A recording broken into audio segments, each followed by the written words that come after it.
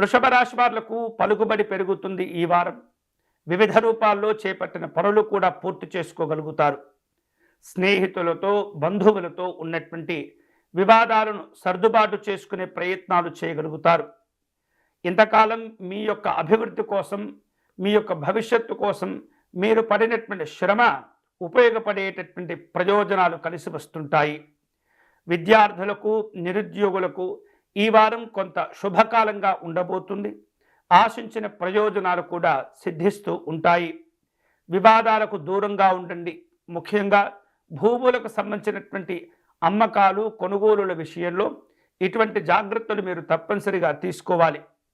వివిధ రూపాల్లో జాగ్రత్తలు తీసుకొని చేపట్టిన కొన్ని కార్యక్రమాలు దిగ్విజయంగా ఈ వారం మీరు పూర్తి చేసుకోగలుగుతారు. కుటుంబపరమైనటువంటి బంధువులకు సంబంధించినటువంటి కొన్ని రకాల శుభ కార్యక్రమాల్లో పాల్గొనే అవకాశాలు ఉండబోతున్నాయి.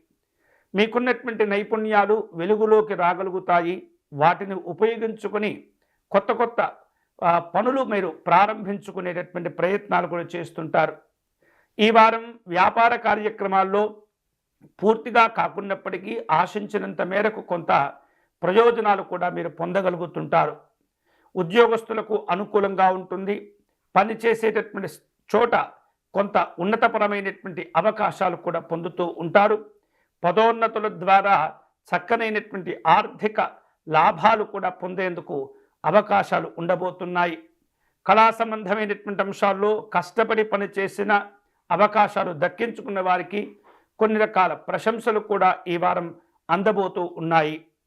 వృషభ రాశి వారు ఈ వారం ఖర్చుల విషయంలో ఏవైతే అనవసరమైనటువంటి ఖర్చులుగా ఉండబోతున్నాయో వాటి విషయంలో కనుక మీరు నియంత్రణ సాధిస్తే చాలా విశేషమైనటువంటి శుభ ఫలితాలు కూడా మీరు పొందేటటువంటి అవకాశాలు ఉంటుంటాయి. నాయకులతో మనస్పర్ధలు పెంచుకోకూడదు. రాజకీయపరమైనటువంటి కార్యక్రమాల్లో జాగ్రత్తగా వ్యవహరించండి.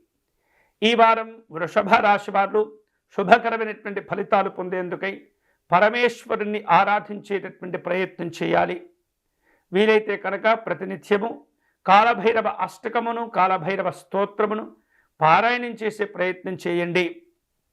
పరమేశ్వరునికి బిల్వార్చన నిర్వహించండి. శివపంచాక్షరి జపం చేసుకుంటూ ఉండండి.